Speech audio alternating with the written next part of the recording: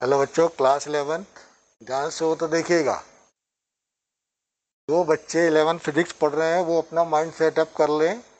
सबसे पहली बात तो है, जो आप 10 से 11th में आए हो वैसी फिजिक्स नहीं है। आपको यहाँ पर मैथमेटिकल टर्म को पढ़ना है। अगर आपका मैथ्स स्ट्रांग होगा तब आप कर पाओगे। फिजिक्स के लिए आपका बुद्धि लेवल यानी IQ, आपकी ग्रास्पिंग पावर यानी ग्रहण करने की क्षमता सब बहुत स्ट्रांग होना चाहिए।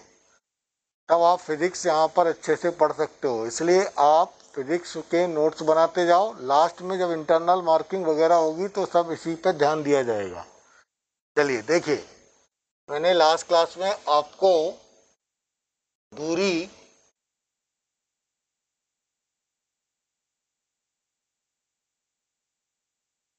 दूरी और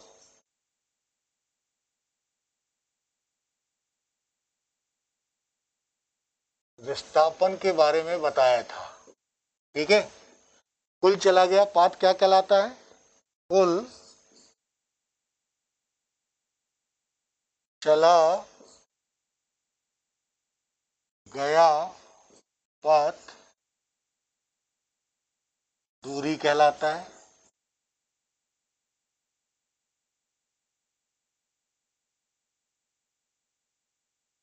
और दो बिंदुओं के बीच न्यूनतम दूरी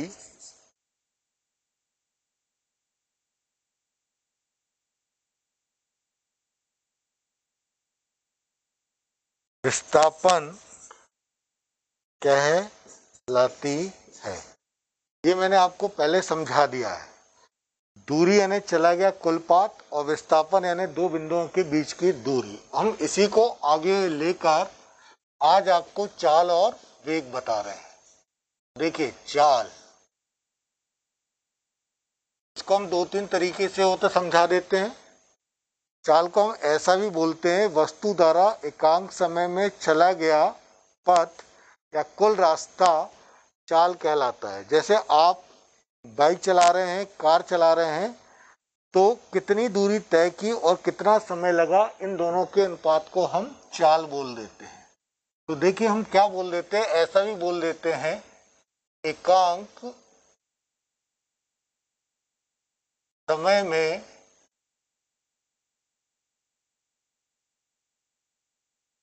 वस्तु द्वारा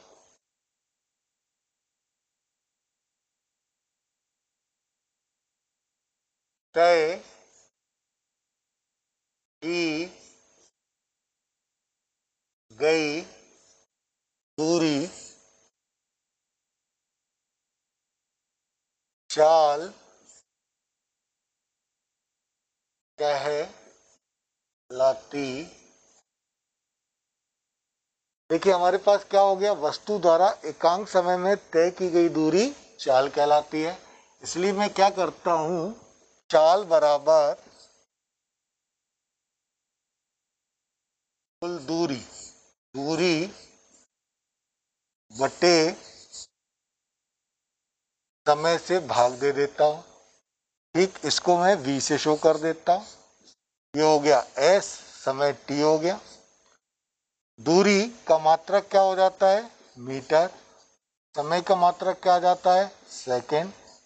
तो ये मेरे पास दूरी बटे समय, अर्थात इसका यूनिट क्या आ जाएगा? मीटर प्रति सेकंड कहलाता है। ये एक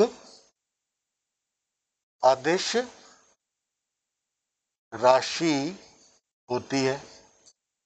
इसको आप एक एग्जाम्पल ले लीजिए। एग्जाम्पल, मान लो वस्तु 10 सेकंड में 200 मीटर चलती है, तो वस्तु की चाल देखिए चाल बराबर क्या होता है, दूरी बटे समय। वस्तु द्वारा चली गई कुल दूरी कितनी है, 200 मीटर, और इसमें लगा हुआ समय 10, दूरी बटे समय ये कैंसिल, यानी कितना जाएगा, 20 मीटर प्रति सेकेंड। इस दूरी का मतलब क्या हो गया, 200 मीटर, और उसमें लगा हुआ समय 10 सेकेंड। इसका मतलब है अगर आप कार चला रहे हैं तो प्रति सेकेंड 20 मीटर की दर से आगे तो बढ़ते जा रहे हैं, तो यह आपके पास क्या कहलाती है, चाल कहलाने लगती है। तो देखिए हमारे पास यहाँ पर चाल के डिफरेंट प्रकार होते हैं। देखिए चाल के यहाँ पर विभिन्न प्रकार होते हैं।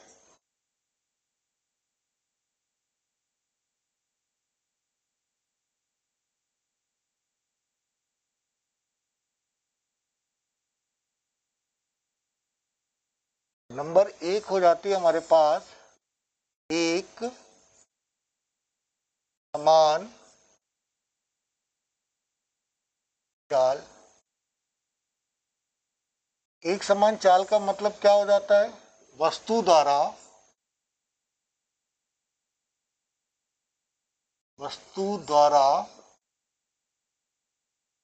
समान समय अंतराल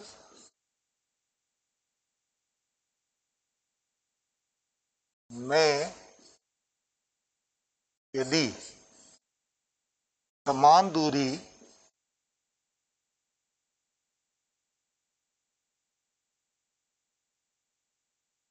तय की जाती है तो यह एक समान चाल कहलाती है। जैसे आप मान लो बाइक चला रहे हैं या स्कूटर चला रहे हैं, तो ध्यान रखिए अगर आपका कांटा 20 पर है, इसका मतलब है प्रति सेकंड आप 20 मीटर की दूरी चल रहे हैं। मैं एक एग्जांपल लेके चलता हूं उसके लिए। मान लो मैंने वस्तु को यहाँ पे टाइम टी लिया और ये चली गई दूरी है।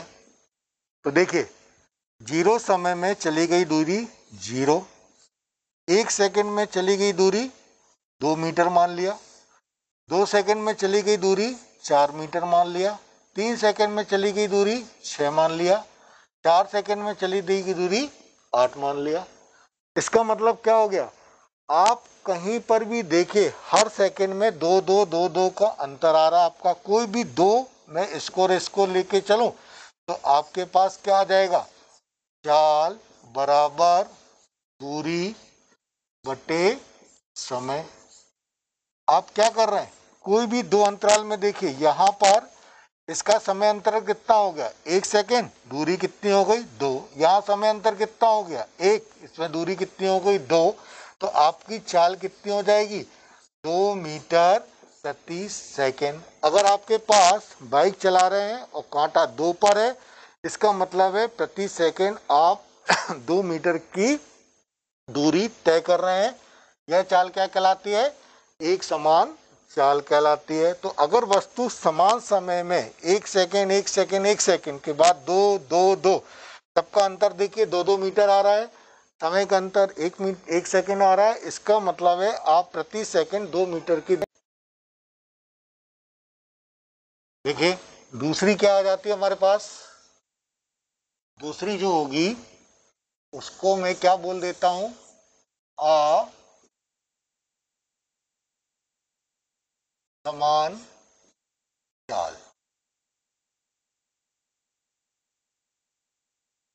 ठीक, इसको हम कई टाइप से डिफाइन करते हैं। यदि वस्तु अपनी दूरी समान समय में अलग अलग तय करती है, या अलग अलग दूरी समान समय में तय करती है या दोनों अलग अलग होते हैं, तो इसको हम क्या बोल देते हैं, असमान चाल बोल देते हैं। तो ऐसा कर लेता हूं, वस्तु द्वारा समान समय अंतराल में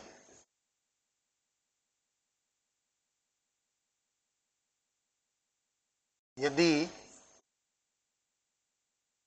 अलग अलग दूरी तय की जाती है तो इसे असमान चाल कहते। नेचुरली है, मान लो आप पहले 1 सेकंड में 2 मीटर चले, फिर अगले 1 सेकंड में आप 5 मीटर चले, फिर अगले 1 सेकंड में आप 10 मीटर चले, तो यह क्या कहलाती है, आपके पास असमान चाल कहलाती है। तीसरी आपके पास होती है औसत चाल। औसत चाल ध्यान रखिएगा, इसको मैं एवरेज स्पीड बोलता हूँ, वी एवरेज से शो कर देता हूँ। वी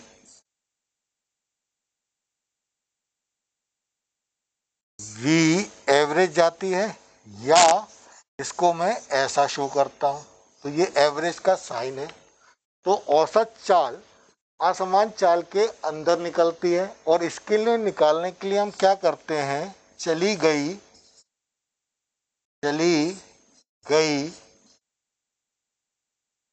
कुल दूरी बटे कुल समय अंतराल को लेकर चलते हैं, तो यह चाल हमारी क्या कहलाती है, औसत चाल कहलाती है। इसको आप पॉज करेंगे, इसको नोट करेंगे। चौथी चाल होती है, वह चौथी चाल मेरे पास तात्क्षणिक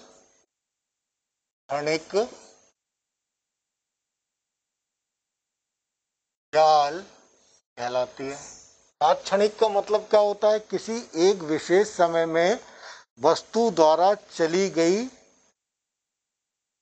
चाल तात्क्षणिक चाल कहलाती है। जैसे कि मान लीजिए आप जा रहे हैं और मैंने बोला कि 5वें सेकंड में या 6.1 सेकंड में आपकी चाल कितनी थी, वह चाल क्या कहलाती है, तात्क्षणिक चाल कहलाती है। तो ये मेरे पास हो जाता है, वस्तु द्वारा किसी विशेष समय अंतराल में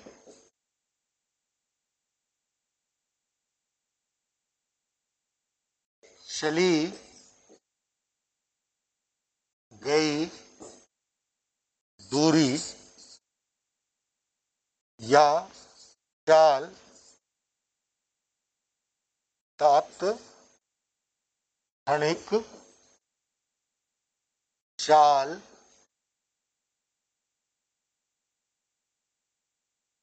कहलाती।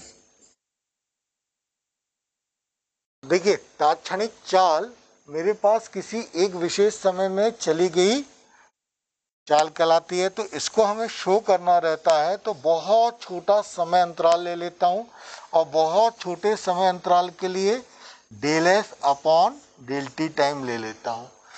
फिजिक्स में क्या है, एक और टर्म आती है मैथमेटिक्स की, जिसको हम डिफरेंशिएशन बोलते हैं।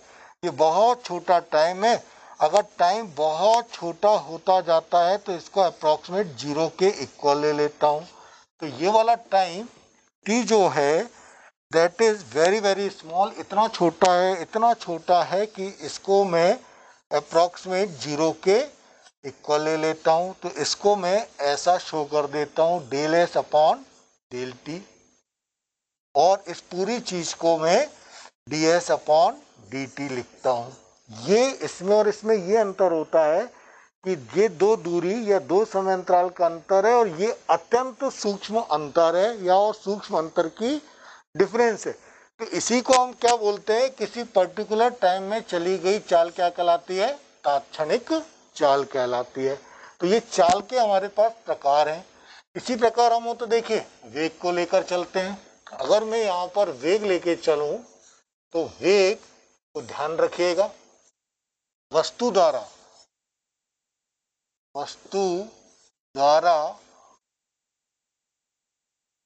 एक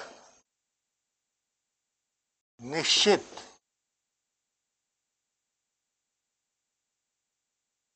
दूरी निश्चित दिशा में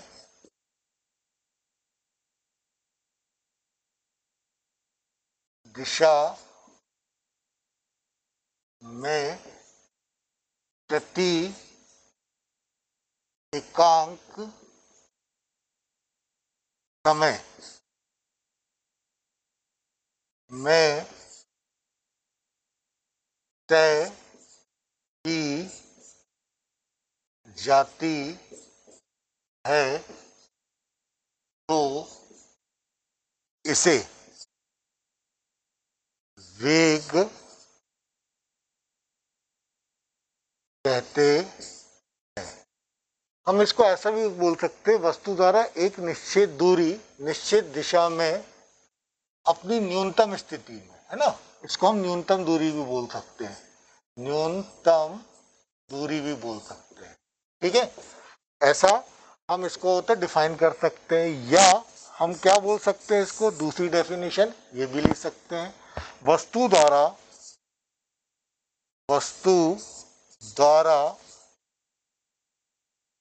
एकांक समय में तय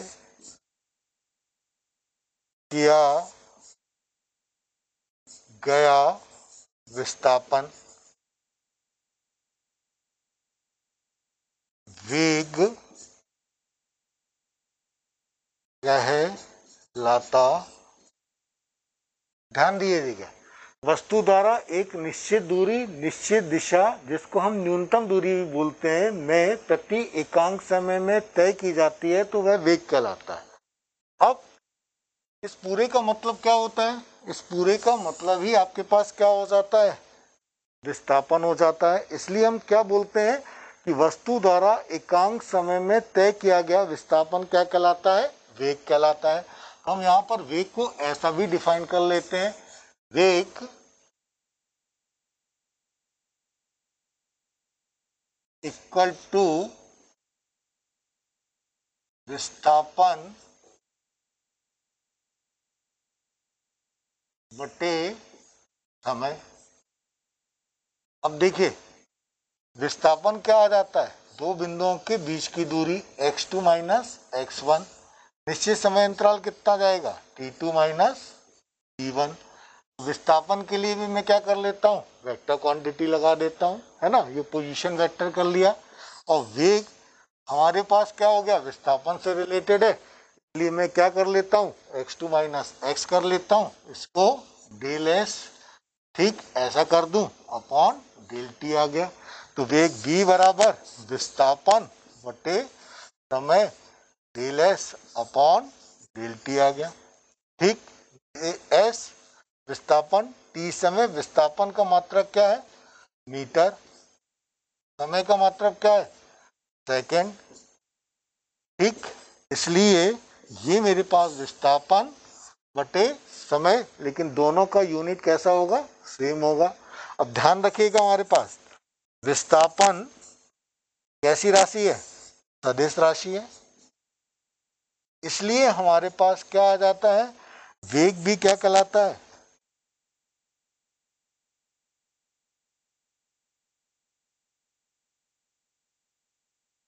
इसलिए वेग भी क्या कहलाता है, सदिश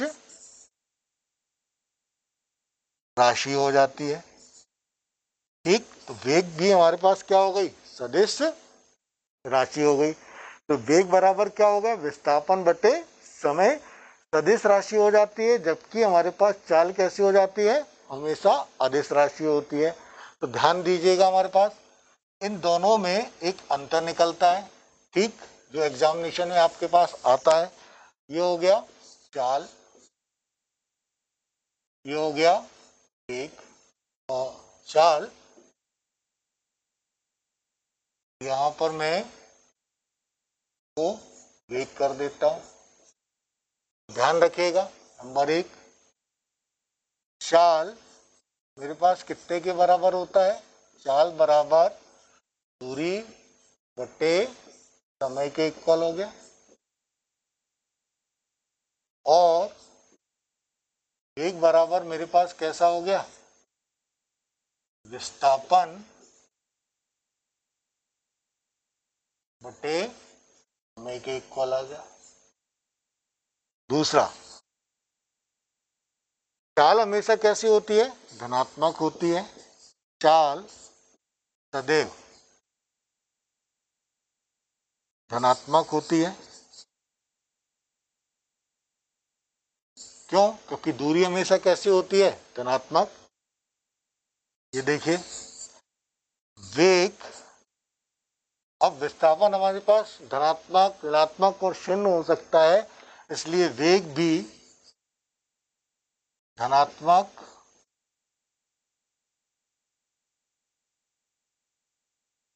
ऋणात्मक एवं शून्य होता है। ठीक, हम चाल को v से दर्शाते हैं।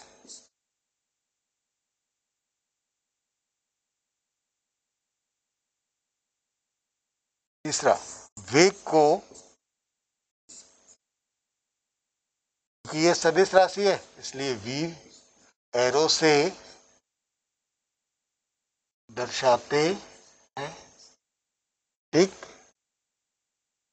चाल हमेशा कैसी राशि होती है, ये हमारे पास अदिश राशि है,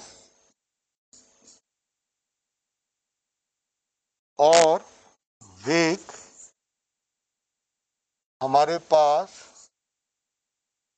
सदिश राशि है।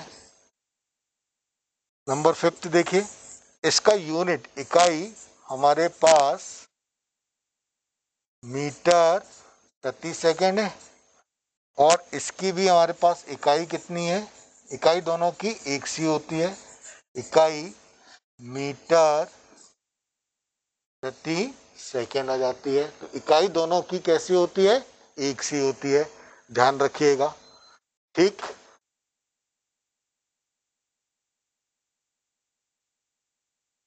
चेक करना जरा।